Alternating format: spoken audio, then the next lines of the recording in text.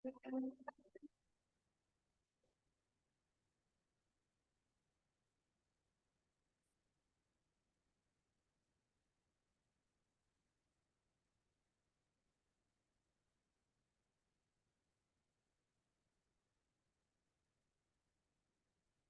bismillahirrahmanirrahim.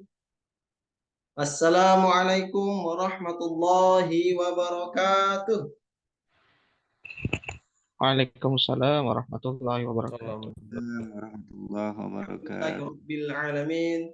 Wassalatu wassalamu ala asrofil anbiya wal mursalin wa ala alihi wa sahbihi ajma'in. Alhamdulillah, puji syukur kita pada Allah Subhanahu wa taala. Malam hari ini Allah izinkan kita untuk bertemu ya Bapak Ibu semua ya dalam sebuah acara ya Zoom online yang insya Allah ya kita bersama-sama di sini tak lain tak bukan adalah untuk menggapai ridha Allah Subhanahu wa taala. Ya, sekali lagi kami ucapkan selamat datang ahlan wa sahlan kepada para ustadz, ustazah, Bapak Ibu yang sudah hadir ya dalam sebuah acara forum suara pendidik Al-Quran Revolution Unlocking the Potential of Islamic Education yang insya Allah akan bersama ya di tengah-tengah kita pemateri yaitu ada Al-Ustadz Ramanda Rukwi Hantoro MPD. Alhamdulillah. Untuk memulai acara ini dan mendapatkan keberkahan dari Allah Subhanahu wa taala, sebelumnya izinkan ya perkenalkan nama saya Satria Dwinata yang insya Allah akan memandu acara ini sampai akhir insya Allah. Baik ya Bapak Ibu oleh Allah Subhanahu wa taala, untuk memulai acara ini ya dan mendapatkan keberkahan dan keridhaan dari Allah Subhanahu wa taala, mari sama-sama kita membacakan suratul Fatihah yang insya Allah akan saya bantu ya, akan saya pimpin. Baik, sama Bapak Ibu ya. A'udzu billahi minasy syaithanir rajim. Bismillahirrahmanirrahim. Alhamdulillahi rabbil alamin. Ar-Rahmanir Rahim. Maliki yaumiddin. Iyyaka na'budu wa iyyaka nasta'in. Ihdinas siratal mustaqim. Siratal ladzina an'amta 'alaihim ghairil maghdubi 'alaihim waladdallin.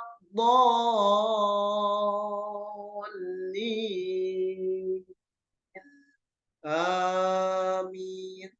Ya, alhamdulillah. Dengan bacaan tadi ya, sama-sama kita lanjutkan Bapak Ibu ya. Tentu yang kita harapkan adalah keberkahan dan keridhaan dari Allah Subhanahu wa taala.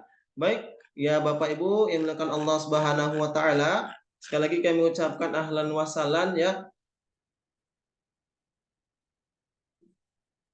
Alhamdulillah ya ahlan wa sahlan kami ucapkan kepada Bapak Ibu yang sudah hadir malam hari ini ya, yang sudah jauh-jauh dari luar kota ya, boleh tahu ini Bapak Ibu dari kota mana aja ya. Kalau tadi saya sudah perkenalkan diri Satria Dwinata dari kota Medan, Sumatera Utara.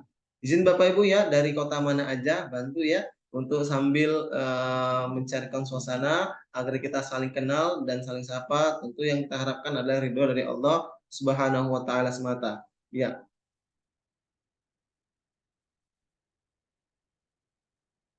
Baik, alhamdulillah. Bapak Ibu dari Allah Subhanahu wa taala. Ya, sebentar ya. Kita ada yang setting sedikit nih, Bapak Ibu ya.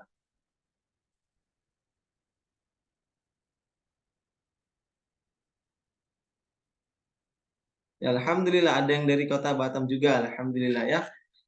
Dari mana lagi nih Bapak Ibu, bantu dijawab ya, agar kita saling sapa, saling kenal, tentu untuk mendapatkan ridho dari Allah Subhanahu wa taala ya. Karena dengan saling kenal, insya Allah kita akan menambah relasi dan menambah rezeki. Alhamdulillah. Sumsel, alhamdulillah. Sumsel di mana nih Bapak? Ya di Palembang atau di mananya? Alhamdulillah. Oke. Ya baik Bapak Ibu dimuliakan Allah Subhanahu wa taala, kita akan masuk ke acara berikutnya. Iya. Acara berikutnya tadi pertama saya sudah perkenalkan diri ya selaku MC. Berikutnya kita akan mendengarkan kata sambutan dari founder LPK Generasi Fakifiddin. Ya, mari sebelum kita sambut beliau, kita akan saksikan video berikut ini. Ya.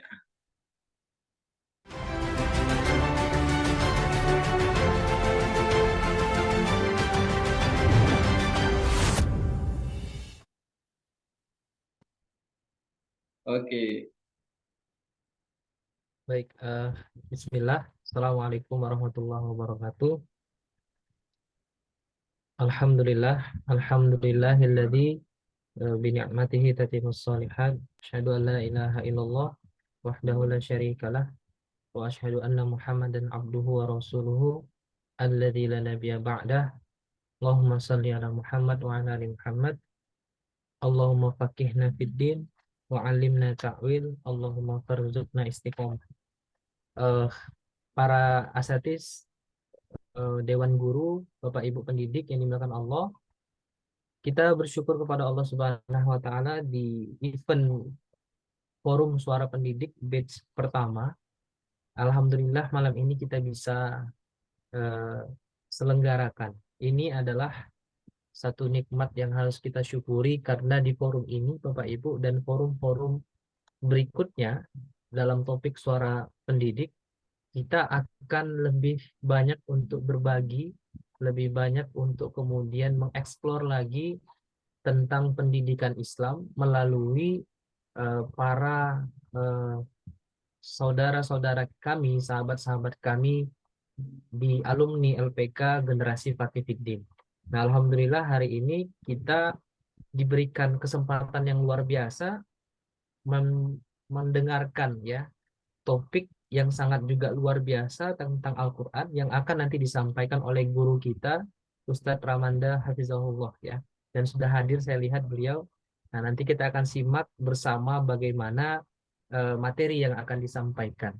Tentu ini harus betul-betul kita manfaatkan. Kita niatkan semata-mata mardotillah mencari ridho Allah, fokus menyimak paparan dari guru kita dan juga kita interaktif ya. Jadi nanti akan ada sesi tanya jawab, akan ada sesi diskusi yang lebih banyak dibandingkan program certified yang biasa kita lakukan di hari Rabu malam Kamis. Nah, jadi manfaatkan forum kita ini untuk berfastabikul khairat, khususnya dalam bidang tarbiyah, dalam bidang pendidikan, agar kemudian kita bisa memahami makna wujudil insan fil hayah. Apa sebenarnya arti dari keberadaan kita di tengah-tengah kehidupan ini, gitu ya. Nah, saya ucapkan juga jazakumullah khairan kepada panitia dan juga host kita yang akan memandu sampai acara selesai nanti. Dan tentunya doa buat kita semua agar kita bisa terus istiqomah, Bapak Ibu. Kita bisa terus semangat, girohnya semakin bertambah, dan bisa memberikan berbagai berbagai kontribusi di dalam pendidikan Islam yang lebih baik. Ya, saya selaku pimpinan LPK Generasi Fakifiddin sangat-sangat bersemangat dan juga sangat-sangat insya Allah menantikan juga ide-ide topik-topik yang lainnya dari para guru-guru kita yang ada di sini, para praktisi pendidikan. Itu saja mungkin dari kami. Jazakumullah khairan, barakallahu fikum. Assalamualaikum warahmatullahi wabarakatuh. Waalaikumsalam.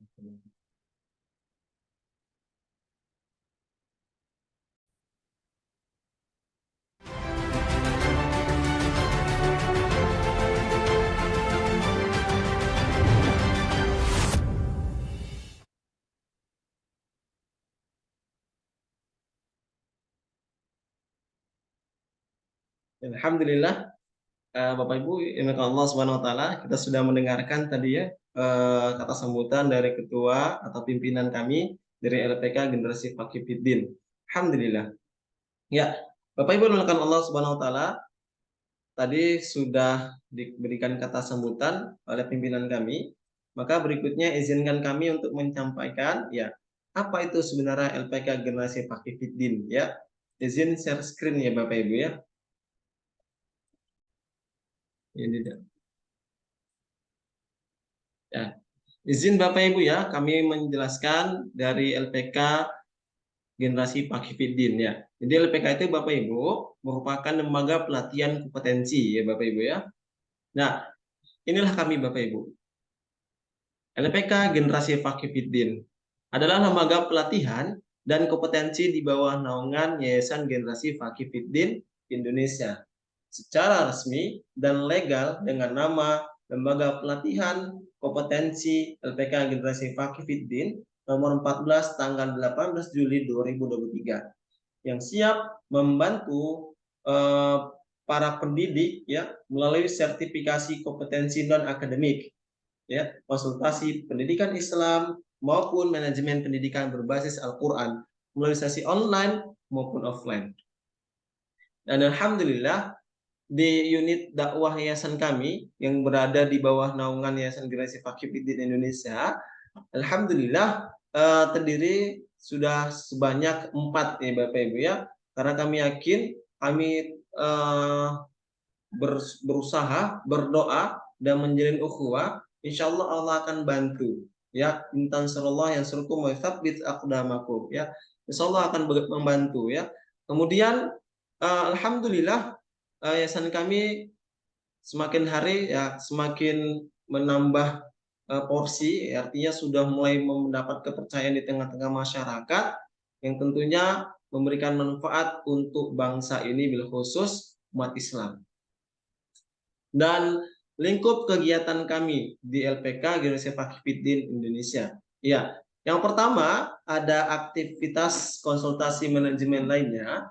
Yang kedua ada jasa sertifikasi. Yang ketiga ada penelitian dan pengembangan ilmu pengetahuan sosial. Yang keempat ada penelitian dan pengembangan agama. Yang kelima ada aktivitas sertifikasi profesi. Dan yang keenam ada pelatihan kerja swasta lainnya. Yang ketujuh ada pendidikan keagamaan Islam non formal. Yang kedelapan ada pendidikan keagamaan lainnya. Dan yang terakhir ada pendidikan, bimbingan, belajar, dan konseling swasta. Dan sebagai bentuk keseriusan kami Bapak Ibu ya, jadi LPK Generasi Fakifiddin ya sudah mengantongi izin nih Bapak Ibu ya, jadi sudah resmi di Kementerian Ketenagakerjaan Republik Indonesia ya dengan nomor registrasi ya ada di layar Bapak Ibu. Dengan kejuruan lembaga yang pertama ada metodologi pelatihan, ada bisnis dan manajemen, kemudian ada produktivitas, pengembangan sosial masyarakat, industri kreatif, dan yang terakhir ada teknologi informasi dan komunikasi. Dan 3 fokus layanan kami. Yang pertama, ada program sertifikasi kompetensi non-akademik. Yang kedua, training dan motivasi pendidikan. Yang ketiga, ada konsultan manajemen sekolah dan lembaga. Dan alhamdulillah ini merupakan bentuk dari keseriusan kami dan alhamdulillah sudah mendapat dukungan ya dari berbagai lembaga. Dan perlu kami sampaikan kembali bahwa kami terbuka untuk belajar dan bekerja sama dengan komunitas milik Bapak Ibu yang ada atau yang hadir di ruang Zoom malam hari ini. Dan berikutnya sebagai bentuk keseriusan kami akan menghadirkan ya akan meluncing sebuah buku yang berjudul Muslim Planner by Rumah Quran Anak Tangguh. Penulisnya adalah pimpinan kami yaitu Al-Ustadz Abdullah Effendi, SPD, MPD, dan tim Rumah Quran Anak Tangguh. Fasilitas terdiri dari 150 halaman, full visualisasi hardcover, dan buku ini lengkap cocok untuk kolaborasi antara orang tua dan anak. Ya, dan terisi ada sekitar 20 poin Bapak Ibu ya, 20 bab yang sangat penting ya, 20 bagian. Mungkin Bapak Ibu jika penasaran boleh di screenshot ya. Dan ini yang kedua. Ya, yang kedua ini Judul bukunya Menggagas Lembaga Pendidikan Islam Terbaik. Penulisan juga masih sama, itu pimpinan kami Al-Ustadz Abdullah Effendi, SPD, MPD. Jumlah halamannya juga sama seperti yang tadi, hanya saja di dalam buku ini ada disertai video penjelasan. Dan di dalam buku ini bagian terpentingnya, maksud kami ada 3 bab yang utama, yaitu ada blueprint lembaga pendidikan Islam, dan ada menyelaraskan 3 fungsional lembaga, dan yang berikutnya ada menuju lembaga pendidikan profesional. Dan ini kabar baiknya kami berikan kepada Bapak Ibu, sebuah informasi yang sangat berharga. Jika Bapak Ibu order sekarang juga, ya, maka buku ini dibanderol dengan harga Rp200.000 untuk Muslim Planner by Rumah Tangguh, by Rumah Quran Anak Tangguh, ya. Kalau harga pre-order 200.000 dan harga normal 250.000. Dan untuk buku Menggagas Lembaga Pendidikan Islam Terbaik nih Bapak Ibu ya, jika harga pre-order cukup dengan bandrol mengeluarkan biaya sekitar Rp195.000 saja. Jika sudah di harga normal Rp285.000 saja Bapak Ibu ya. Dan kabar baiknya dan kabar buruknya ya, kabar baiknya apa? Bapak Ibu yang mesan hari ini akan mendapatkan seat ya dari 200 eksemplar buku yang kami sediakan ya. Jika tidak segera diamankan seat, tentu Bapak Ibu akan membeli dengan harga yang normal ya, artinya tidak ada harga potongan di situ. Nah, kabar buruknya apa? Kabar buruknya buku ini hanya kami cetak sebanyak 200 eksemplar saja. Artinya, jika sudah masuk ke 201 eksemplar, maka kami nggak tahu ya, kami belum tahu ya, belum ngasih informasi kembali kapan buku ini akan kami cetak ulang. Baik. Nah, bagi Bapak Ibu melakukan Allah Subhanahu wa taala ya yang berminat ya, maksud kami di agenda malam hari ini ya, Forum Suara Pendidik Al-Quran Revolution Unlocking the Potential of Islamic Education. Nah, malam hari ini Bapak Ibu yang ikut pelatihan akan memperoleh fasilitas ya. Yang pertama ada video rekaman acara, ada file PPT PDF materi, dan yang ketiga ada sertifikat kehadiran ya. Nah, dan di dalam ya format pengisian sertifikat itu ada nama Bapak Ibu ya. Maaf, maksud kami jika Bapak Ibu yang khusus berminat ya, artinya khusus bagi yang berminat nih Bapak Ibu ya. Format pengisian sertifikat itu boleh diberikan kepada kami sebuah informasi dengan infak ya seikhlasnya. Nah, jika sudah, maka kirimkan buktinya ke admin kami, lalu buat format pengisiannya dengan nama lengkap disertai dengan gelar formal, kemudian nomor WhatsApp Bapak Ibu serta nama sekolah dan instansi ya. Baik, ini sekali lagi kami mau sampaikan, ini bagi Bapak Ibu yang khusus berminat saja ya. Dan berikutnya kami juga membuka kerjasama event pendidikan umum dan juga konsultan manajemen lembaga pendidikan, serta sertifikasi di lembaga sekolah atau kampus, seminar dan training kependidikan. Artinya ini bentuk penawaran kami kepada Bapak Ibu yang hadir malam hari ini. Jika ingin bekerja sama dengan kami, boleh menghubungi nomor yang ada di layar Bapak Ibu ya, nomor WhatsApp admin kami. Baik, sekian saja informasi ini kami sampaikan. Semoga informasi ini bermanfaat dan tentunya bisa diambil sebuah pelajaran. Maksud kami adalah sebuah maklumat ya, agar agenda malam hari ini yang penting dan yang paling penting itu adalah memiliki sertifikat yang agar diakui kelisensiannya. Baik Bapak Ibu ya. Ya, Bapak Ibu dengan Allah Subhanahu wa taala, kita akan beranjak ke acara berikutnya. Ya, apa tuh acara berikutnya? Izin Bapak Ibu ya. Ya. Acara berikutnya kita akan masuk pada materi yang akan langsung disampaikan oleh Al-Ustadz Ramanda Rubbi. Sebelum Ustadz menyampaikan materi, kita saksikan yang berikut ini.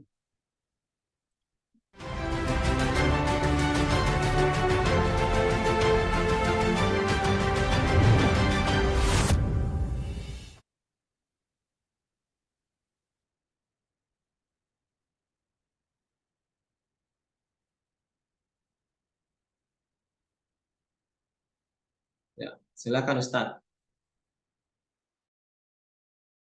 Baik, Bismillahirrahmanirrahim.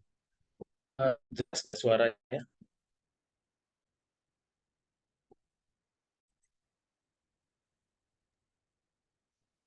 Izin Ustadz, suara Ustadz terputus-putus. Sepertinya koneksi kurang baik ya Ustadz. Huruf merah ya Ustadz. Ya,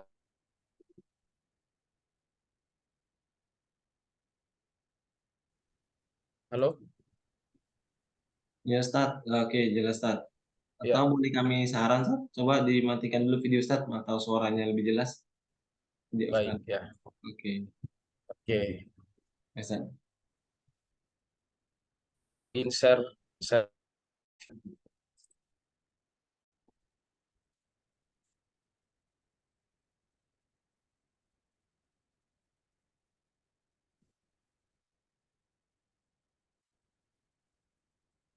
Baik, Bismillahirrahmanirrahim. Assalamualaikum warahmatullahi wabarakatuh.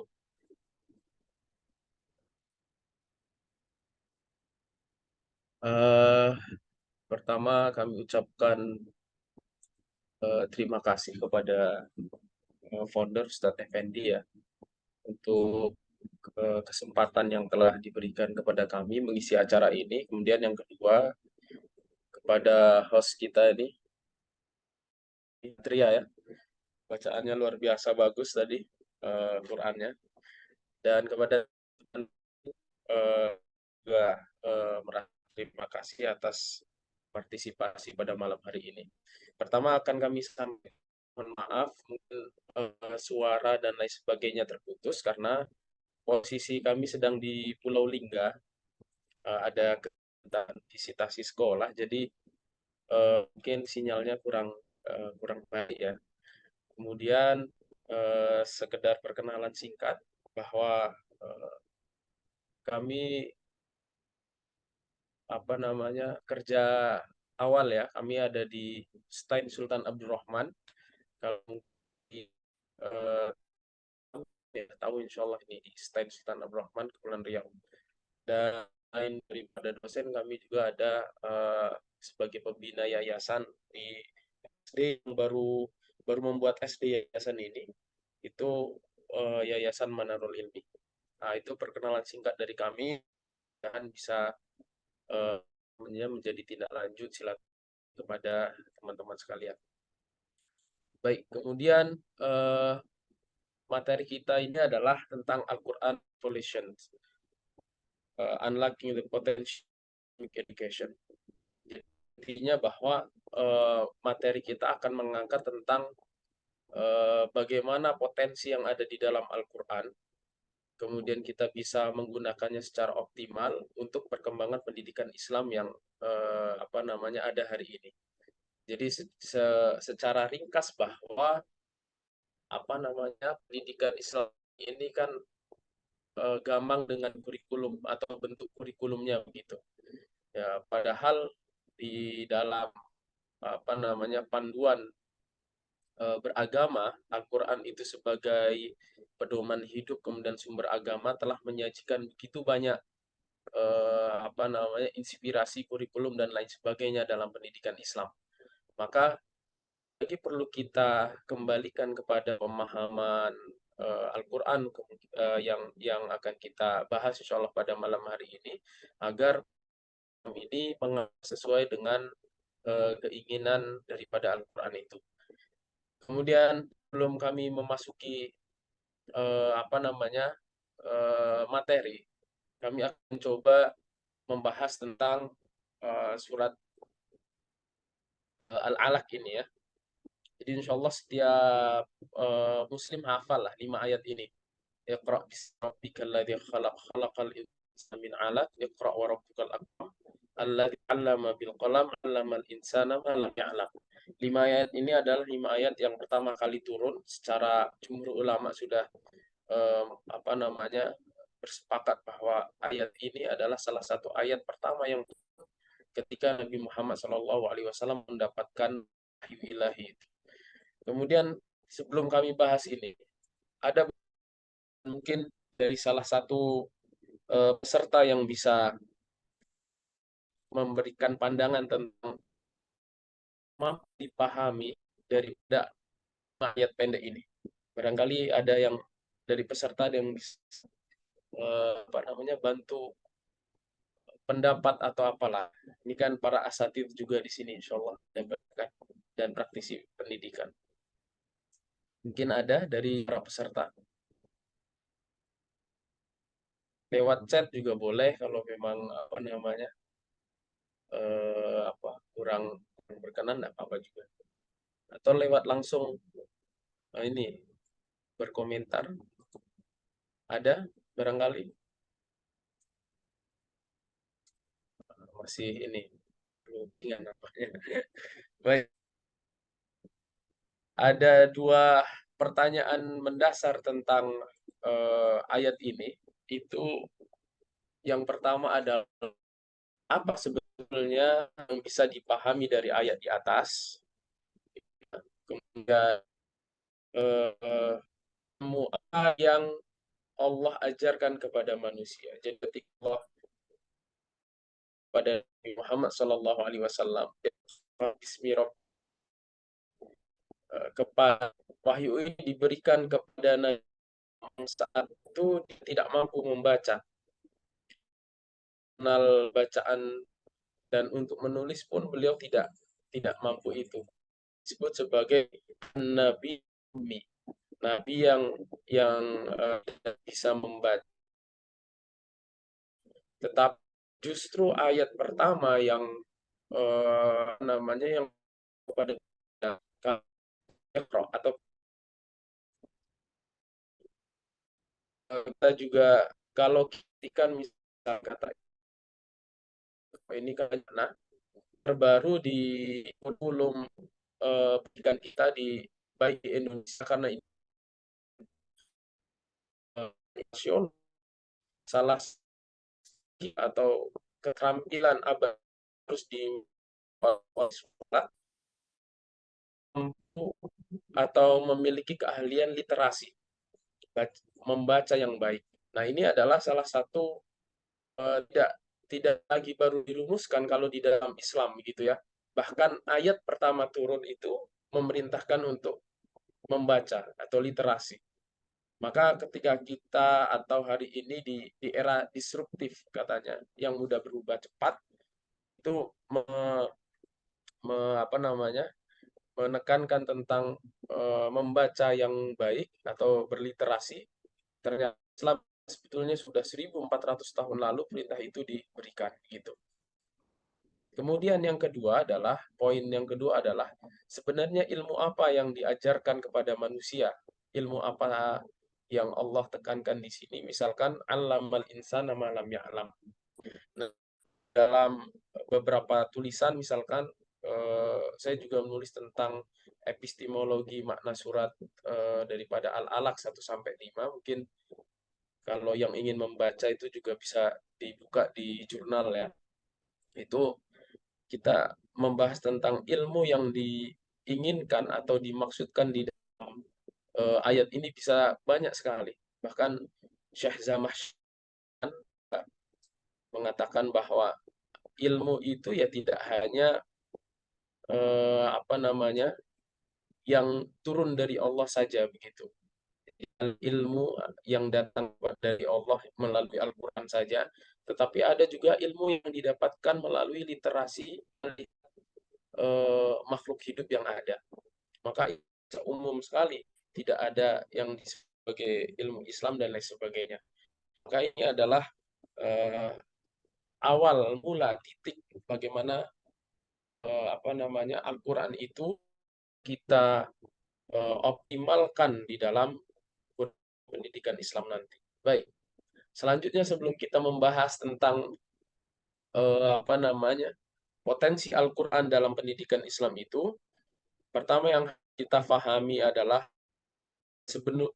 sebetulnya apa itu Al-Quran. Ini Allah sudah dibahas berkali-kali oleh para asatidz ya, kemudian para ustadz, para cendekiawan muslim juga sudah membahas tentang terkait dengan Al-Quran.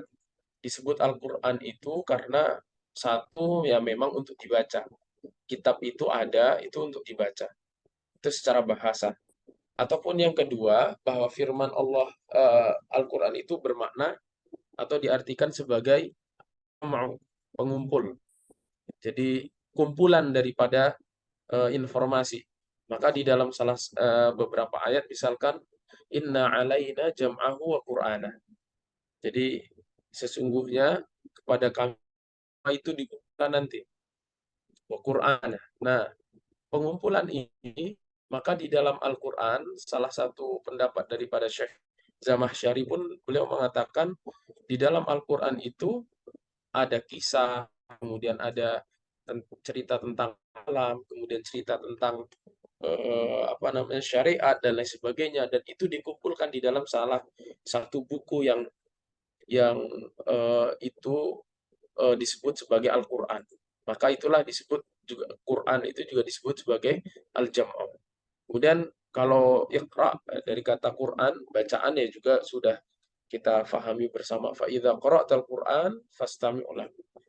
Kemudian berikutnya secara istilah bahwa Al-Qur'an itu adalah kalamullah al-munazzal ala Nabi Muhammad sallallahu alaihi wasallam al-mu'jiz bilafzih al-muta'abbad bitilawatih al-muftatahatu bi suratil Fatihah wal muntaha bi suratin Nas al-maktub fil masahif wal manqul ilaina bitawatur. Jadi yang disebut Quran itu adalah kalam Allah, itu yang pertama. Firman Allah Subhanahu wa taala yang diturunkan kepada Nabi Muhammad sallallahu alaihi wasallam. Dan ulama sepakat bahwa proses penurunan ini mutadarrijan, secara berangsur-angsur, kemudian min hilali Jibril alaihissalam, dari itu dibawa oleh Jibril alaihissalam. Kemudian al-mu'jaz bilafzi, kata-kata yang ada di dalam Al-Qur'an itu mukjizat. Nah, arti mukjizat ini melemahkan daripada apa-apa yang ada. Maka pada waktu itu kalau disebut Quran itu sebagai mukjizat, karena zaman ketika Quran turun adalah zaman di mana bahasa itu memiliki kekuatan yang luar biasa. Maka dengan adanya Al-Quran, hampir seluruh syu'ara, orang-orang yang penyair Arab hebat, dihadapkan pada Al-Quran semuanya angkat tangan gitu. Makanya disebut Al-Mu'jaz. Kalau umpamanya hari ini, apakah masih relevan mukjizat Quran itu? Tentu kita bilang masih relevan. Kita nanti akan bahas bagaimana Al-Quran itu tidak hanya kata-katanya yang puitis dan memiliki sastra yang tinggi, tetapi juga bahwa Al-Quran ini memiliki informasi sains yang luar biasa banyak gitu. Tentu ada kata-kata terakhir di dalam Al-Quran, ibratul liulil albab. Nah, untuk orang-orang yang berpikir saja, orang-orang yang pintar, orang-orang berpikir, atau la'allakum ta'qilun, orang-orang yang berakal dan seterusnya. Kemudian muta'abbad bitilawatih, kalau membacanya itu berpahala ya. Dimulai dari surat Fatihah berakhir surat An-Nas, kemudian ditulis di dalam mushaf ya. Kemudian sampai kepada kita al-manqul ilaih, itu Quran itu sampai kepada kita dengan cara yang mutawatir, itu diriwayatkan oleh banyak jalur. Jadi hampir tidak mungkin Quran itu ada informasi bohong dan lain sebagainya. Nah, terkait dengan istilah ini, itu juga perlu bukan dikoreksi, tapi perlu kita pahami lebih jauh lagi bahwa Quran itu tidak hanya al-muta'abbad bitilawatih, tidak berpahala kalau baca. Bukan sampai situ saja, tetapi Quran itu memang harus digali agar kita mendapatkan hikmah daripada Al-Quran itu. Tentu banyak kajian tentang bagaimana bangsa Eropa mereka memiliki teknologi yang maju ketika mempelajari Al-Quran, sementara orang-orang Muslim hari ini dia hanya sibuk membaca dan menghafalkan saja tanpa mengembangkan kepada keilmuan yang lebih dalam lagi. Nah, insya Allah akan kita bahas di slide berikutnya. Kemudian yang kedua, berikutnya adalah yang perlu menjadi catatan bahwa Al-Quran ini harus menjadi way of life. Jadi sudah menjadi jalan hidup. Berurusan dengan apapun kembalinya pada Al-Quran. Baru bisa kita memahami Al-Quran, mengembangkan potensi yang ada ketika setiap masalah, setiap urusan kita kembalikan kepada Quran. Maka di dalam ayat ini, yang pertama, inna hadzal Qur'an yahdi lillati aqwam. Jadi Quran ini memberikan petunjuk atau jalan kepada orang-orang yang lurus. Ayat ini memang dikhususkan kepada orang-orang yang saleh.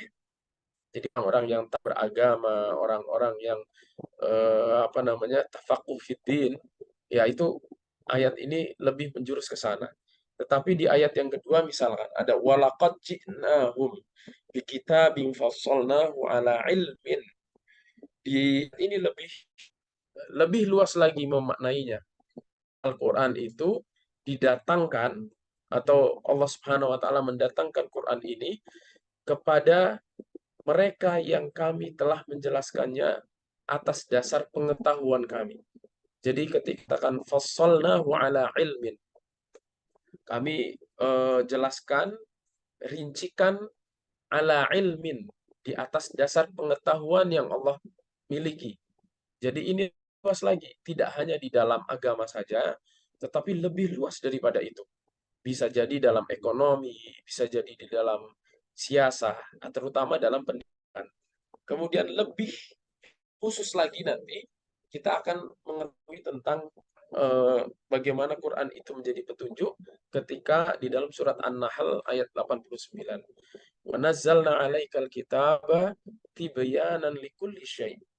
Ini lebih menegaskan lagi bahwa Al-Quran itu menjelaskan segala sesuatu. Ketika kita mengatakan tibyanan likulli syai', maka tidak ada alasan bagi seorang muslim bahwa Quran itu hanya dibaca untuk mencari pahala. Tetapi harus digunakan Quran itu memang untuk urusan-urusan duniawi. Misalkan untuk mengembangkan pendidikan, maka melihat contohnya itu harus daripada petunjuk daripada Al-Quran. Tetapi memang kita akan membahas lebih lanjut tentang kenapa kita belum bisa secara optimal memanfaatkan Al-Quran yang ada. Baik. Sebelumnya akan kami pahamkan dulu atau bahas dulu tentang sains dan Al-Quran. Apakah ada beda antara Al-Quran, wahyu ilahi, dengan ilmu pengetahuan? Karena hari ini kita sampai saat ini ya, saya kira kita masih difahamkan tentang dikotomi ilmu pengetahuan. Ada ilmu agama dan ilmu umum, atau kita katakan ilmu wahyu dan ilmu umum dan begitu terusnya. Ada dikotomi keilmuan itu. Tetapi pada dasarnya bahwa kata ilmu itu diartikan sebagai pengetahuan. Pengetahuan itu bisa datang dari Allah Subhanahu wa taala atau pengetahuan yang melekat pada alam semesta yang Allah ciptakan. Memang ada intinya berasal dari Allah Subhanahu wa taala. Tetapi cara mendapatkannya, sumbernya bisa jadi dari kitabullah, kitab suci, atau yang kedua adalah kitab kauniyah, kitab yang Allah ciptakan ini, alam semesta. Maka kata alima itu juga bisa diartikan dengan al-fiqhu wal fahmu, pemahaman yang mendalam. Bisa juga disebut al-aqlu, intelektual, ataupun asy'ur, kesadaran. Nah, dari arti ilmu inilah kemudian bahwa tidak hanya yang ada di dalam Al-Quran itu ilmu, tetapi juga seluruh yang ada di alam semesta ini kita harus akan sebagai ilmu juga. Baik, kemudian kita akan membahas tentang bagaimana sih perbedaan sains barat dengan sains dari Al-Quran ya, yang dikembangkan oleh orang-orang Muslim pada zaman abad pertengahan. Nah, kalau kita akan membaca sejarah, misalkan sains yang ada di Barat itu adalah berawal dari ketidaktahuan, kemudian dia akan mencari sebuah kebenaran, Dan hasil akhir daripada sains itu adalah pembuktian suatu kebenaran. Nah, cukup sampai di situ. Jadi kalau umpamanya ada seorang ilmuwan barat, dia akan berhenti sampai kebenaran yang dia dapatkan. Misalkan ya, dia meneliti tentang alam, maka setelah mengetahui tentang hakikat alam itu udah selesai, udah sampai situ saja. Dia akan menjelaskan tentang hakikat alam, artinya bagaimana gitu. Tetapi berbeda dengan orang-orang Muslim yang mengambil ilmu daripada Al-Quran berasal dari ketidaktahuan. Jadi kita kembali ke al-alaq yang di atas, allamal insana ma lam ya'lam, bahwa Allah itu mengajarkan manusia sesuatu yang tidak dia ketahui. Maka dari ketahuan itu kemudian ada namanya belajar, allamal insana ma lam ya'lam. Jadi ada kata belajar, mencari kebenaran juga. Setelah mendapatkan kebenaran, dia akan mengerti kebenaran itu, pembuktian kebenaran, tetapi dia ke tingkat yang lebih tinggi, yaitu untuk meningkatkan keimanan dirinya kepada Allah Subhanahu wa Ta'ala. Jadi setiap ilmu yang dicari oleh orang Muslim, atau setiap ilmu yang dibuat oleh orang Muslim, ujungnya niatnya untuk mendekatkan diri kepada Allah. Nah, itu bedanya. Kalau orang Barat yang non-Muslim misalkan, dia hanya setakat untuk atau sampai mengetahui kebenaran saja, mempermudah orang dalam melakukan sesuatu, misalkan begitu. Tetapi kalau Muslim, selain itu, dia akan meningkatkan ke level berikutnya, yaitu meningkatnya keimanan dia kepada Allah Subhanahu wa Ta'ala. Maka kita akan melihat ini contoh-contoh saintis baik yang Muslim dan non-Muslim. Jadi misalkan ada ilmuwan Muslim, kita ambil yang paling tua itu Al-Kindi. Kemudian kita ambil juga ada Aristoteles. Kalau kita kenal bapak filsafat ya. Ada Ibnu Sina, ada Al-Khawarizmi, ada Ibnu Khaldun, ada Al-Jazari. Kemudian dari ilmuwan non-Muslim juga ada namanya Einstein yang kita tahu, ada Galileo, ada Thomas Alva Edison ya, yang kita pernah belajar di SD aja lah kita sebutkan. Kemudian ada maunya Isaac Newton. Apa perbedaan dua kelompok ilmuwan ini? Nah, kalau ilmuwan yang pertama, ilmuwan Muslim, dia beliau Al-Kindi itu disebut sebagai bapak filsafat Muslim pertama. Nah, di tangan Al-Kindi lah dia mengklasifikasikan ilmu pertama kali yang ada di dalam Al-Quran kepada berbagai keilmuan yang ada. Nah, jadi beliau memecah ilmu tidak hanya lagi ilmu agama saja, tetapi ada linguistik, ya, kemudian ada ilmu pengetahuan, ada matematika, ada ilmu seni. Nah, itu zaman Al-Kindi, kemudian nanti turunannya sampai hari ini banyak sekali itu klasifikasi ilmu itu. Nah, ini pertama kali yang mengklasifikasi ilmu. Tetapi dia mengklasifikasi ini bertujuan untuk mempermudah orang untuk mempelajari ilmu itu sendiri. Nah, Aristoteles begitu juga. Dia seumur-umur itu mencari hakikat tentang Sang Pencipta, misalkan begitu. Dan begitu melihat hakikat daripada filsafat, selesai sampai di situ, tapi tidak sampai pada meningkatkan keimanan. Berbeda dengan Al-Kindi, dia makin dalam mempelajari Al-Quran, makin mendapatkan banyak ilmu daripada Al-Quran itu. Misalkan Ibnu Sina juga begitu. Dia membuat salah satu karangan yang terkenal itu kan kedokteran ya, tafsir Ibnu Sina tentang kedokteran. Dia membuat tafsir itu dengan niat untuk mempermudah orang memahami bahwa ilmu kedokteran itu diambil daripada ayat-ayat Al-Quran. Nah, ujungnya sama, agar orang-orang itu dapat meningkatkan keimanan dengan cara membaca tafsir yang beliau buat itu. Al-Hawarizmi misalkan, kita kenal dengan beliau ini yang menciptakan angka 0 dan angka 123 yang kita kenal hari ini. 123 Latin itu disebut angka Arab. Sementara yang 123 yang kita kenal Arab itu adalah asalnya dari India. Nah, Al-Hawarizmi membuat angka 0 sampai dengan 9, 0, 1, 2, 3 sampai dengan 9, itu niatnya hanya satu, mempermudah matematika dan mempermudah ilmu faraid. Jadi apa yang dia buat itu niatnya adalah untuk mempermudah orang dalam memahami agama, sehingga agama itu dapat meningkatkan keimanan para muslim. Begitu juga Al-Jazari. Al-Jazari ini disebut sebagai bapak robotik. Beliau membuat gear pertama kali itu dengan niat untuk membuat jam, walaupun saat itu kerangka jam itu masih sangat besar sekali, tidak seperti sekarang. Dia memiliki niatan membuat jam itu untuk agar orang-orang muslim mengetahui kapan waktu sholat tiba. Iya begitu. Jadi orang-orang muslim yang ada saat itu mengembangkan keilmuan mereka berdasarkan Al-Quran, dan ketika membuat sesuatu yang baru itu pun diniatkan untuk meningkatkan keimanan dan mempermudah agama itu sendiri.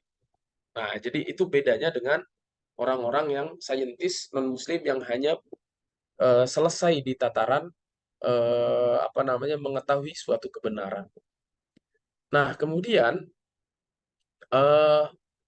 inti perbedaannya kami temukan di kita sebagai sebuah kesimpulan bahwa inti perbedaan antara saintis muslim dan non-muslim dalam mengembangkan keilmuan dia ini adalah diambil dari perkataannya Ibnu Sina. Beliau mengatakan ta'allamu al-Qur'an wa hifdzu usulul lughah. Belajarlah kalian tentang Al-Qur'an dan juga menghafal tentang dasar-dasar daripada bahasa Arab. Nah, kita akan melihat bagaimana zaman keemasan Islam di zaman Abbasiyah, mereka memiliki begitu banyak penemuan-penemuan yang luar biasa yang didasarkan daripada pengembangan keilmuan yang ada di dalam Al-Quran. Kenapa itu bisa terjadi? Karena mayoritas para ulama saat itu, mereka sangat paham betul apa itu bahasa Arab dan hafal sekali Al-Quran. Ya, kita sebut Al-Kindi, Al-Hawarizmi, Ibnu Sina, itu Ibnu Khaldun. Itu adalah orang-orang yang belajar Al-Quran memang sudah dari kecil dan memahami bagaimana tafsir Al-Quran, kemudian mampu mengembangkan Al-Quran, mengoptimalkan sedemikian rupa. Nah, jadi intinya nanti ketika kita ingin mengembangkan suatu pendidikan Islam, maka yang harus kita pahami betul adalah bagaimana kita bisa memahami Al-Quran itu dengan bahasa Arab itu. Baik. Nah, ini hanya sebagai inspirasi kurikulum pendidikan Islam yang kita alami di Indonesia ya. Kami tidak mengambil di tempat yang lain, tapi inilah yang kami di Indonesia. Misalkan ada pendidikan dasar, menengah, dan pendidikan atas yang kira-kira selama hampir 20 tahun ya. 20 tahun itu anak sekolah, usia sekolah mulai dari SD sampai dengan kuliah. Tapi pertanyaannya adalah apa yang sudah dihasilkan kurikulum pendidikan saat ini gitu terkait dengan mulus punya. Nah, kita bandingkan dengan bagaimana Nabi Shallallahu Alaihi Wasallam membuat kurikulum pendidikan yang dipandu oleh wahyu ilahi 13 tahun di Makkah, kemudian 10 tahun di Madinah. 13 tahun di Makkah itu Rasulullah mendapatkan ayat-ayat Makkiyah. Oke. Kemudian setelah 13 tahun itu Rasulullah pindah ke hijrah ke Madinah, dan ketika hijrah ke Madinah Rasulullah sudah memiliki para orang muslim yang kalibernya itu sudah menjadi pemimpin dunia. Ada Ali bin Abi Thalib, Mus'ab bin dan ada Umar bin Khattab, ada Abu Bakar As-Siddiq dan lain sebagainya. Hasil didikan yang ada di kurikulum Rasulullah ada di Arqam bin Bil Arqam itu hanya waktu 13 tahun untuk menciptakan kader yang luar biasa di 13 tahun yang mendatang. Walaupun nanti di periode Madinah itu juga dibahas tentang kurikulum Madinah, ya juga 10 tahun. Itu 10 tahun sebagai penyempurna daripada 13 tahun sebelumnya. Makanya ketika kita gabung periode ini, Makkah dan Madinah, hampir tidak ada pasukan Muslim yang bisa disentuh oleh baik kedikdayaan Persia maupun Romawi. Dan ketika mereka menjadi pimpinan, ya baik di Mesir, di Irak, bahkan sampai dengan perbatasan Cina ya di Kazakhstan, sampai dengan India juga, orang-orang Muslim itu luar biasa, memiliki ide-ide yang luar biasa inovatif. Bahkan pendidikan di zaman Abbasiyah itu juga memiliki pendidikan yang luar biasa. Nah, ini pendidikan, maka ketika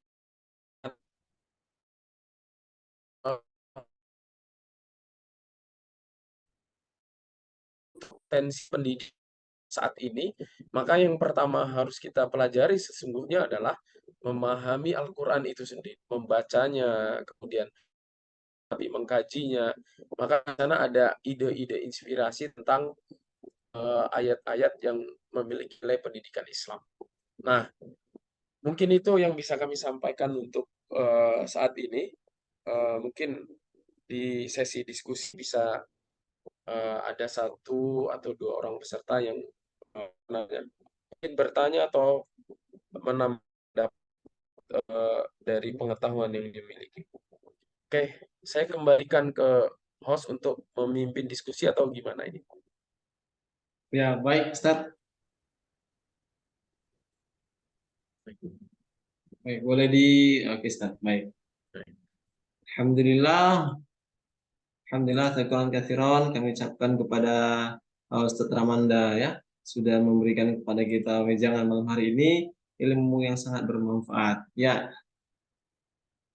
Baik, sebelum kita masuk ke sesi diskusi, kita akan menyaksikan sebuah tayangan video berikut ini. Mari sama-sama kita saksikan.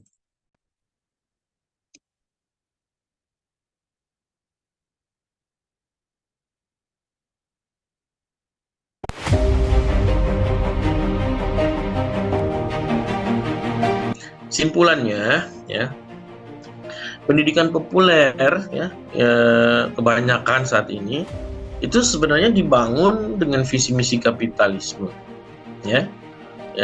Apa itu kapitalisme? Yaitu pemikiran yang berakar pada keyakinan sekuler, yang memisahkan agama dari kehidupan.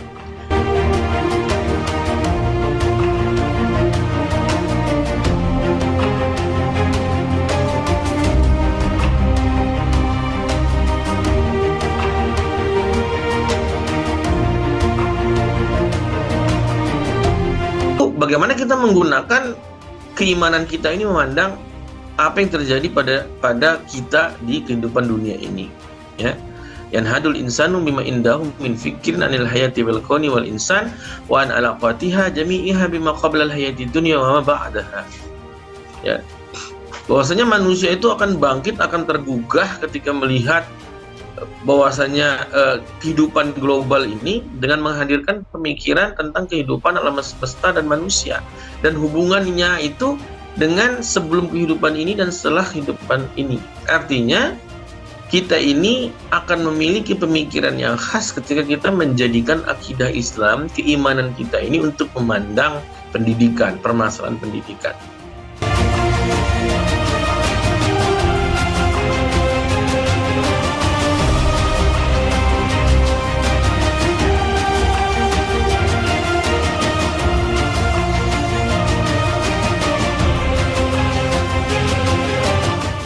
Praktisi.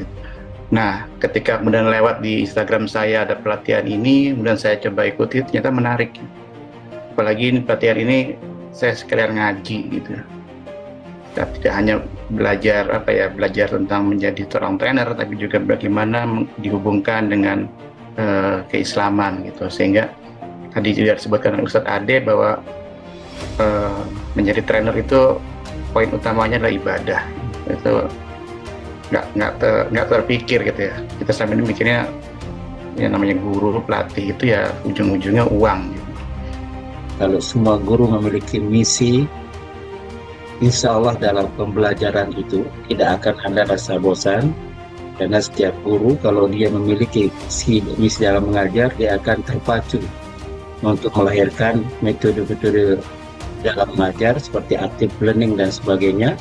Insya Allah program LPK ini bila ada kelanjutannya, Masya Allah ini luar biasa untuk pengembangan para dai, para guru-guru khususnya yang ada di bumi Nusantara ini.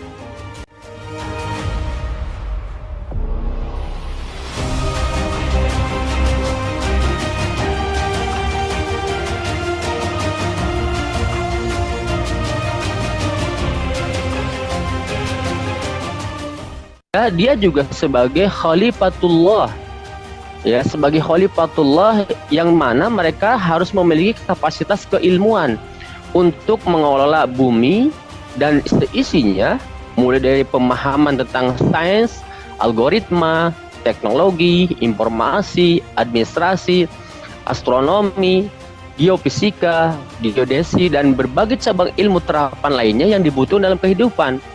Inilah dua misi penciptaan manusia, dan ini harus ada dalam sebuah pendidikan, yaitu pendidikan Islam.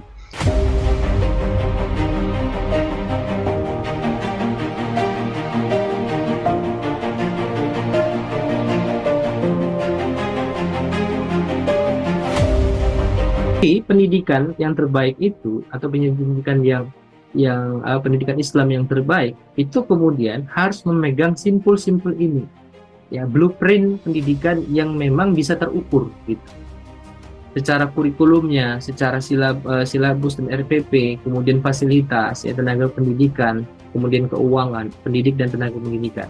Nah, semua itu harus mengacu kemana? Ke visi dan misi.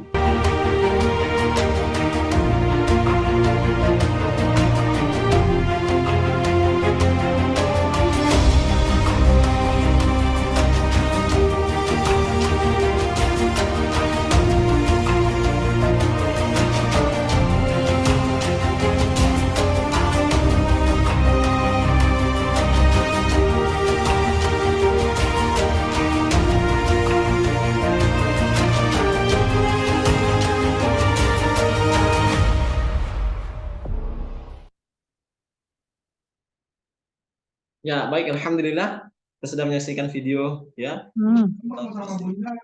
Ya, baik.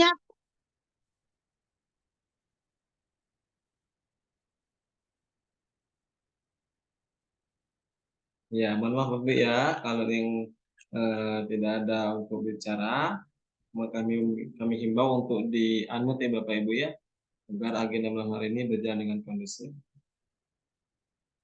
Baik, Bapak Ibu yang Allah Subhanahu wa taala, selanjutnya kita masuk ke sesi diskusi. Kami silakan kepada Bapak Ibu ya, para ustadz ustazah yang ingin bertanya, kami silakan. Ya, ini sudah ada yang bertanya ini Ustaz. Jadi pertanyaannya dari Bapak Pujiono. Perintah membaca yang dimaksud oleh Allah Subhanahu wa taala dimaknai sebagai seruan untuk membaca buku, membaca kebesarannya.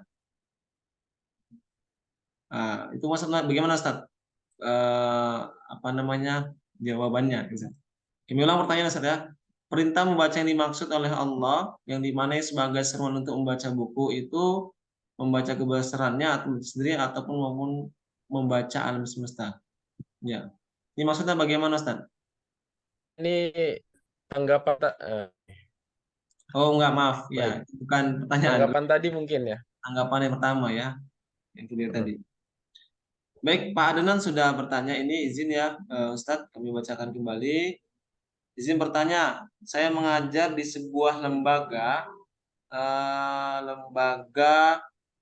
di sebuah sekolah menengah pertama negeri. Nah, tolong berikan kepada saya tips-tips atau metode pengajaran yang cocok agar murid saya menjadi pribadi yang robbani, rasional dan berwawasan Quran secara revolusioner.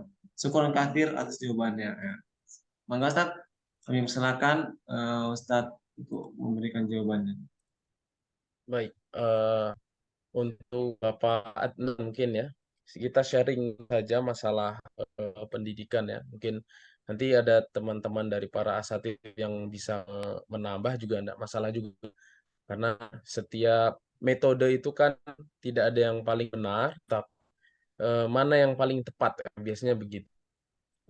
Terkait dengan apa namanya metode pengajaran untuk ini di Bapak Adnan ini ya ngajar agama atau ngajar umum ya? Mungkin agama mungkin ya. Jadi ketika itu pengajaran dibilang saya kira yang tepat melihat daripada apa namanya di siswa-siswa yang ada. Karena metode ajar itu kan ada banyak sekali tuh Pak. Kalau di dalam hadis itu ya ada cara dengan mubasyarah. Jadi Rasulullah memberikan contoh secara langsung. Yang sebenarnya di dalam metode ini baik itu disebut PBL ya, problem based learning atau namanya active learning, metode diskusi itu kan sama sama juga pernah dilakukan oleh di zaman Rasulullah. Rasulullah pernah menanyakan tentang apa namanya cabang daripada jalan agama Islam itu bagaimana. Dia menjelaskan tentang Shirathal Mustaqim dengan menggambarkan satu garis lurus kemudian panjangnya. Nah, belajar secara langsung menggunakan alat peraga.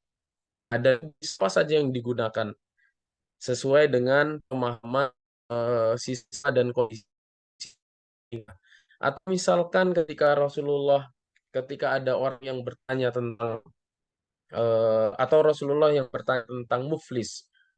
Rasulullah ingin membuat salah satu aksi itu apa yang disebut sebagai muflis atau drunal muflis atau amanil muflis. Itu ingin mendapatkan jawaban juga tapi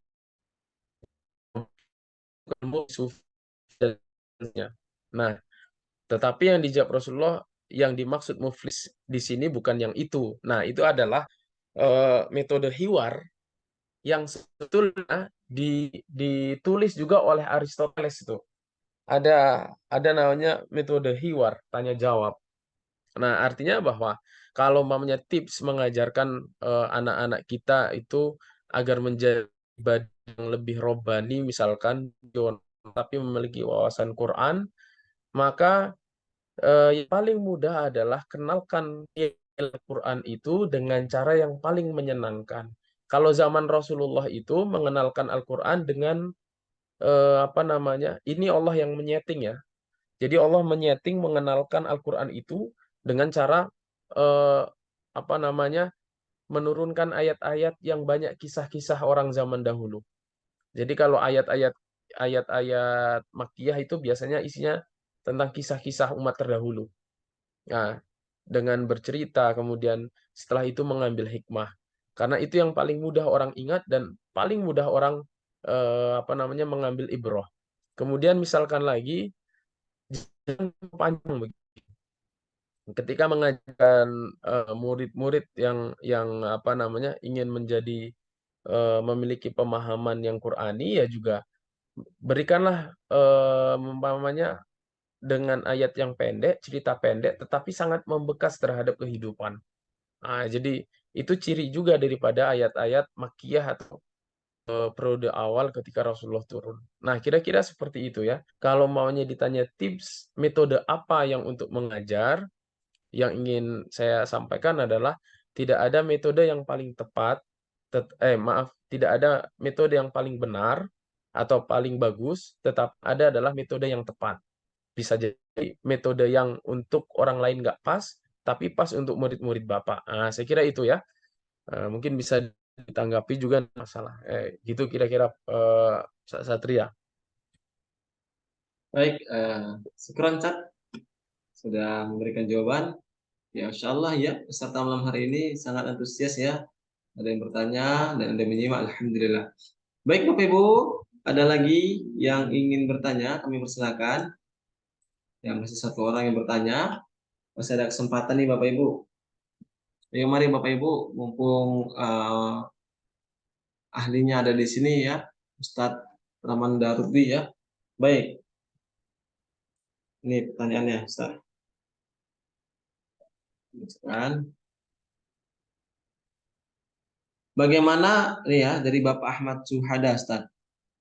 Bagaimana cara mengatasi perbedaan interpretasi terhadap ayat-ayat Al-Quran dalam konteks pendidikan dan bagaimana menghindari potensi konflik, terkhusus Indonesia banyak budaya, golongan dan lain-lain. Nah, gitu Ustaz. Pertanyaan dari Bapak Ahmad Syuhada. Silakan Ustaz. Baik, saya izin kalau jawab matikan video. Baik, eh, saya akan menjawab mungkin tidak kena daripada maksudnya nanti ya, Ustadz Ahmad Syuhada. Kalau memang kurang lurus boleh nanti di apa namanya diarahkan kemana maksud dari pertanyaan ini. Baik, saya akan coba menjawab. Pertama, bagaimana cara mengatasi perbedaan interpretasi terhadap ayat-ayat Al-Quran dalam konteks pendidikan dan menghindari potensi konflik. Saya memberikan ilustrasi gini. Zaman Rasulullah itu bukannya tidak ada perbedaan interpretasi. Justru di saat ayat itu turun, interpretasi itu sangat banyak sekali terjadi. Karena mereka sangat memahami apa maksud daripada apa namanya ayat-ayat itu sendiri. Jadi misalkan apa namanya Umar bin Khattab saja dalam memahami perintah Rasul dengan apa namanya sahabat Nabi eh, siapa yang namanya itu Amr bin As. Nah, jadi dia berbeda pendapat sering. Tetapi akhirnya selesai karena ada Rasul Shallallahu Alaihi Wasallam. Nah, jadi interpretasi itu sangat banyak sekali di zaman Nabi. Bahkan Nabi pun mengatakan kepada Muadz bin Jabal ketika dia diutus ke orang-orang Yaman, jika ingin berdakwah urutan bagaimana gitu kan. Nah, kalau ada masalah saya kembalikan ke ayat ke firman Allah. Kemudian kata Rasulullah kalau memang tidak ada di dalam Al-Qur'an, maka saya akan merujuk kepada sunnah Nabi. Kalau tidak ditemukan di dalam sunnah Nabi, maka dia akan fa'atahidu ala ra'i. Saya akan berijtihad dengan pendapatku. Tetapi setelah melihat Al-Quran, As-Sunnah, kemudian disitulah dia akan berijtihad berdasarkan dari dua sumber tersebut. Jadi kalau ada perbedaan, itu pasti ada. Tetapi caranya adalah tidak boleh orang-orang yang memahami itu ego dengan pendapatnya masing-masing. Nah, itu yang pertama. Kemudian menghindari konflik, potensi konflik yang ada. Konflik itu selalu ada, tetapi lagi-lagi kita harus memahami bahwa Al-Quran ketika turun itu bunyinya kan sudah rahmatan lil alamin. Bapak bisa gambarkan atau kita bisa membayangkan bagaimana para sahabat Nabi ini ketika dia pergi ke yang memiliki perbedaan suku, kemudian ke Palestina, kemudian ke Irak, kemudian ke daerah Kazakhstan, masuk lagi daerah Cina, kemudian masuk lagi daerah India. Dan para sahabat itu beberapa masih hidup. Dan di dalam sirah itu hampir tidak ada konflik dengan masyarakat setempat. Justru mereka sangat welcome dengan datangnya agama Islam. Nah, kenapa itu bisa terjadi? Karena Al-Quran itu sesungguhnya adalah solihun fi kulli zamanin wa makanin wa ummah. Bahwa Al-Quran itu adalah pasti sesuai di zaman siapa saja, di tempat mana saja, atau di bangsa manapun. Tinggal kontekstual Al-Quran itu yang perlu apa namanya dibaca lebih dalam lagi dan lebih luas lagi. Nah, kira-kira kalau menghindari potensi konflik dan ini itu intinya ada pada keterbukaan pemikiran kita ya terhadap ayat-ayat yang ada. Kemudian kalau umpamanya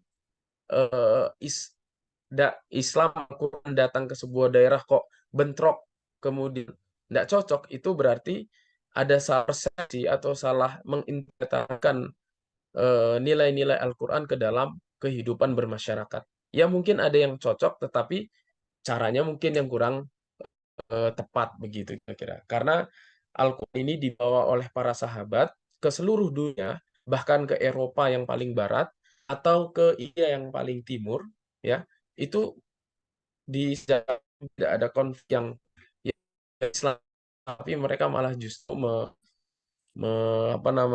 menyambut Islam dengan tangan terbuka. Nah, mungkin itu yang bisa kami sampaikan ya, Pak Ustadz Ahmad Syuhada. Jadi kalau kurang rinci dan kurang mengena, nanti kita kapan-kapan di Jazakumullah Ustaz. Baik, ya, alhamdulillah Bapak Ibu. Ya, sebuah pertanyaan sudah dilayangkan ya, sudah langsung ditanyakan kepada Ustadz Ahmad Darudi dan juga sudah jawab. Masih ada waktu ya, Bapak Ibu, kurang lebih sekitar 18 menit lagi karena kita akan berakhir jam 9:30. Bagi Bapak Ibu memanfaatkan kesempatan ini dengan bertanya.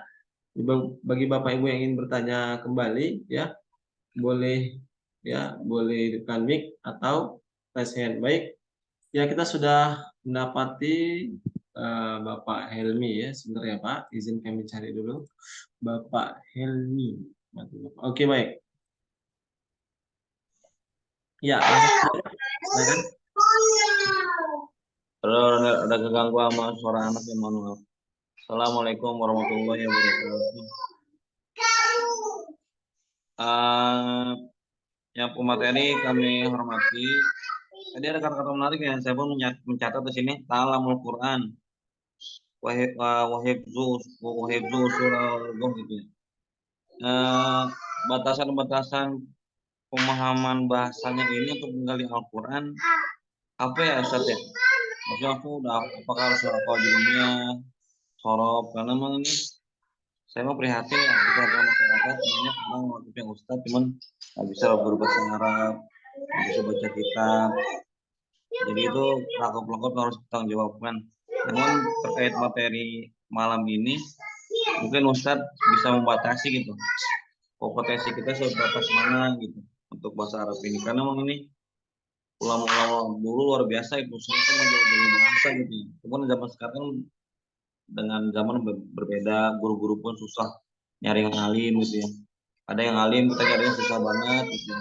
Seperti itu. Kemudian yang kedua, mudah-mudahan dari LPK Generasi Fakih Fidin ada pelatihan juga buat guru bahasa Arab gitu. Walaupun sarjananya bukan bahasa Arab gitu. Demikian Ustaz, terima kasih. Jadi pamit saja. Batasan-batasan pemahaman kompetensi guru dalam konteks yang tadi Ustaz. Hifzu husulul itu batasan di mana? Demikian. Terima kasih Ustaz. Assalamualaikum. Waalaikumsalam warahmatullahi wabarakatuh. Ya, baik Ustaz. Mangga Ustaz, tafadhol langsung jawab Ustaz.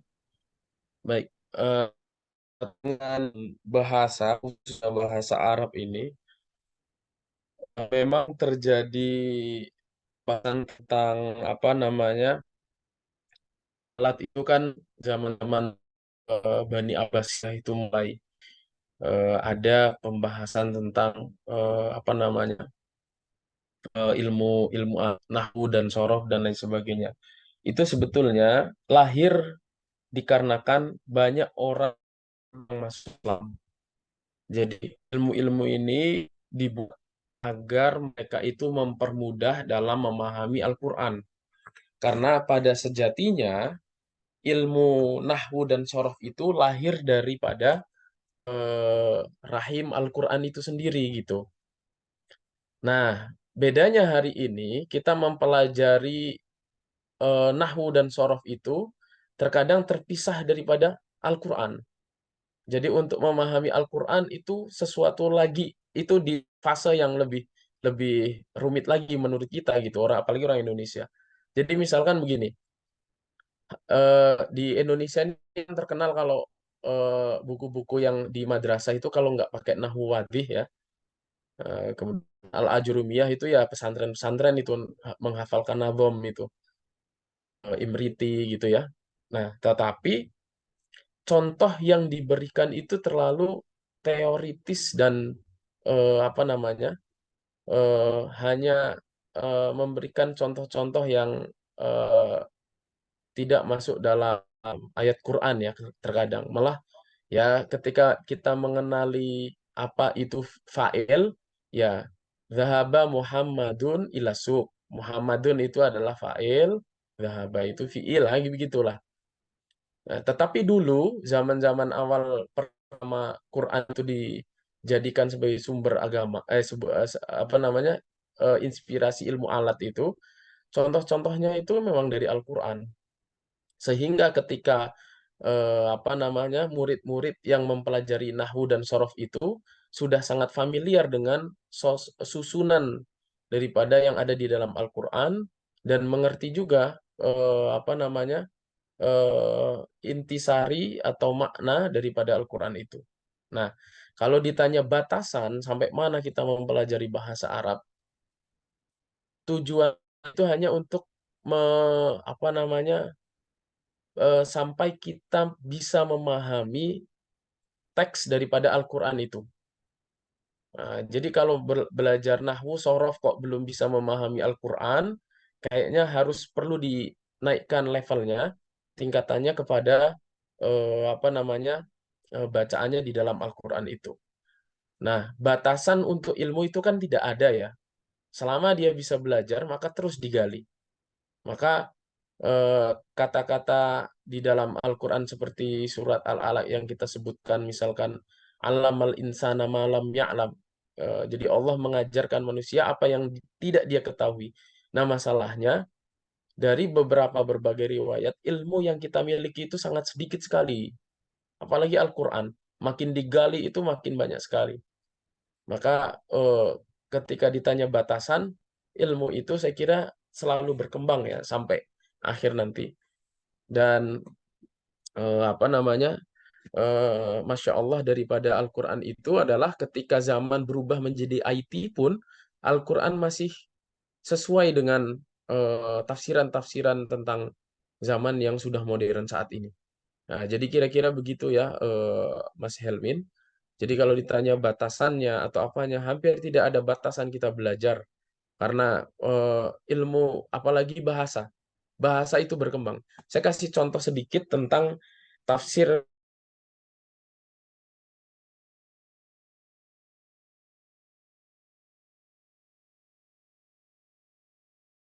Jadi makin berkembang ke sini, alaqah itu tidak lagi ditafsirkan sebagai segumpal darah, tapi sebagai embrio yang menempel di rahim. Karena kata dari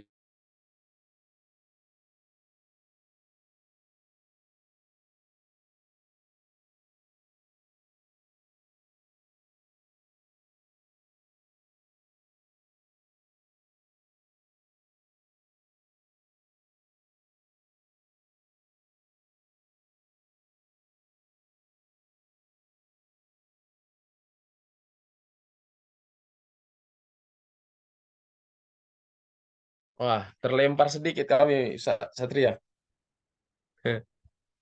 Ya, saya teruskan bahwa alaqah tadi kan yang dulunya segumpal darah, kemudian ternyata ketika dites, oh ternyata tidak ada namanya segumpal darah di kelahiran itu.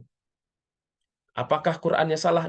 Yang salah adalah tafsir kita tentang alaqah itu. Akhirnya banyak yang itu diartikan yang menempel di. Nah, kenapa? Karena kata itu memang menggantung. Gitu kira-kira. Kalau ditanya batasan, kira tidak ada batasan dalam hal belajar. Dan kalau dalam bahasa Arab, kalau Mas Helmi sudah tahu bahasa Arab jurumiyah dan macam-macam malah bagus sekali, tinggal dikembangkan agar bisa dimanfaatkan dalam memahami Al-Quran yang lebih luas. Saya kira itu. Ya,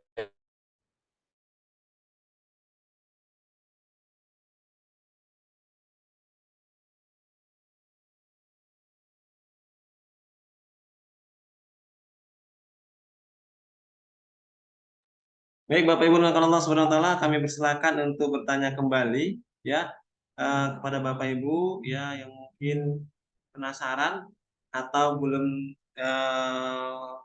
puas ya. Bisa jadi karena hambatan jaringan, bisa jadi atau karena satu lain hal. Kami persilakan Bapak Ibu ya untuk bertanya, mangga. Mumpung masih ada waktu nih 9 menit lagi. Silakan Bapak Ibu.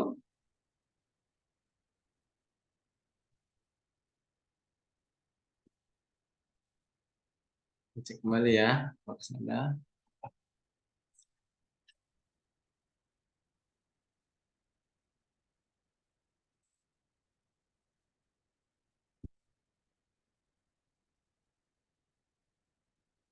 Ya, sepertinya tidak ada lagi nih, Ustaz. Ya, saya Ustaz sebagai penutup, izin Ustaz untuk menyampaikan sebuah kesimpulan dari materi yang telah Ustaz sampaikan. Izin ya, Ustaz.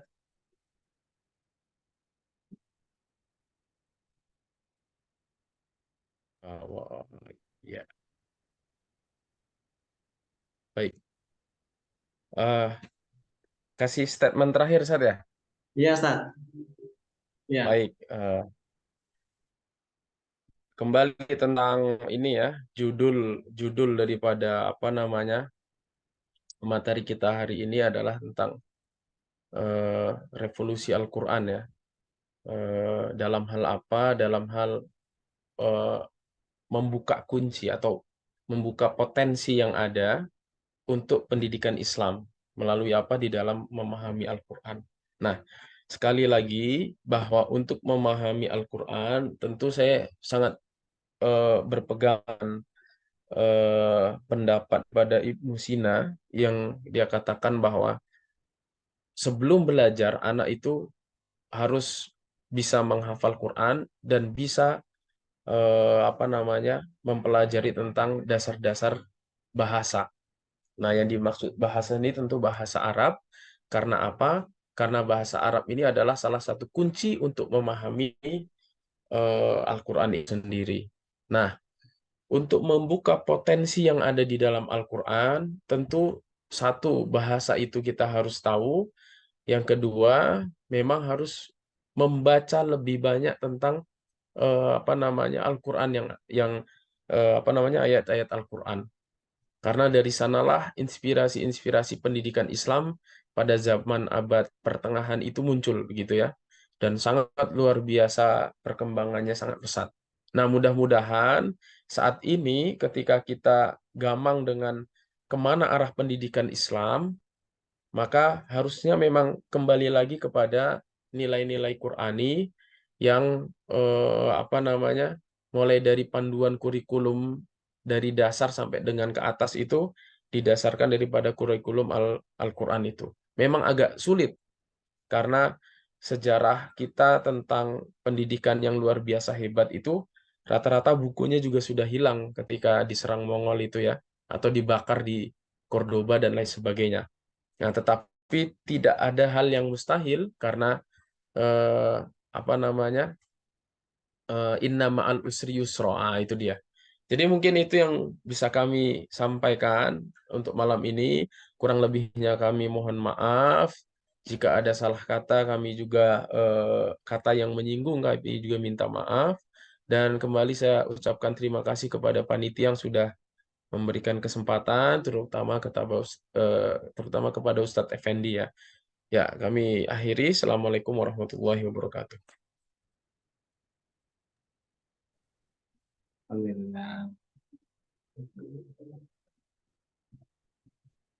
Alhamdulillah, Bapak Ibu dan Allah SWT, nggak terasa Bapak Ibu ya, kita sudah di penghujung acara.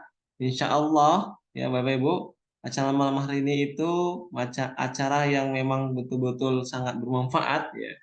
Nah, kalau bermanfaat, kemudian apa yang kita lakukan? Apakah kita berdiam diri, ataukah kita berusaha untuk mengamalkannya, begitu Bapak Ibu ya?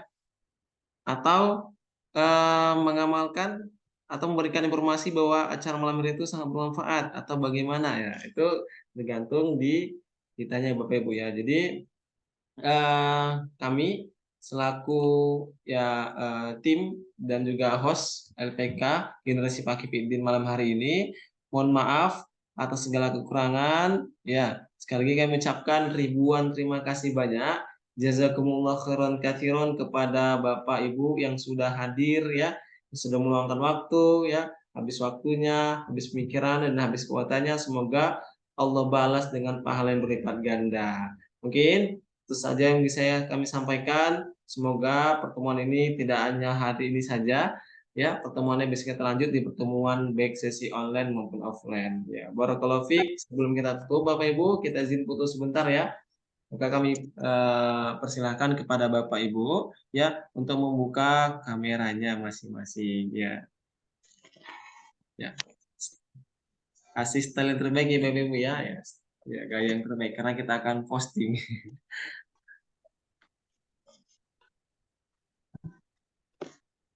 Dari Bapak Ibu, ya baik ya pesertanya ada 2.800, Masya Allah ya. Oh, maaf 28 orang.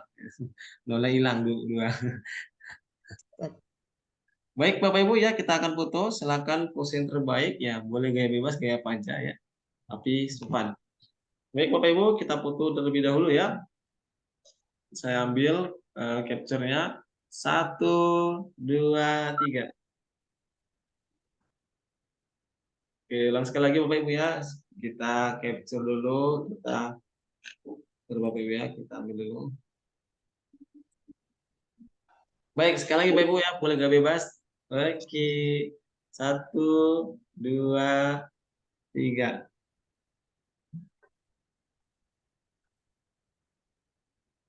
Oke, mantap. Alhamdulillah Bapak Ibu ya, nggak terasa sudah selesai. Saja dari kami ya, mohon maaf atas segala kekurangan ya. Kesempurnaannya milik Allah ya, kekhilafan milik saya sebagai manusia. Itu saja, karena tidak ada lagi acara yang ingin kita lanjutkan. Terima kasih banyak Bapak Ibu. Kita tutup sama-sama dengan mengucapkan alhamdulillah. Doa kita majelis. Subhanakallahumma wa bihamdika asyhadu an la ilaha illa anta astaghfiruka wa atubu ilaik. Wallahu a'lam bishawab. Wassalamualaikum warahmatullahi wabarakatuh. Waalaikumsalam. Jejak Ustaz. Barakallahu fiik. Ya, Ustaz. saya tunggu. Udah. Ustaz.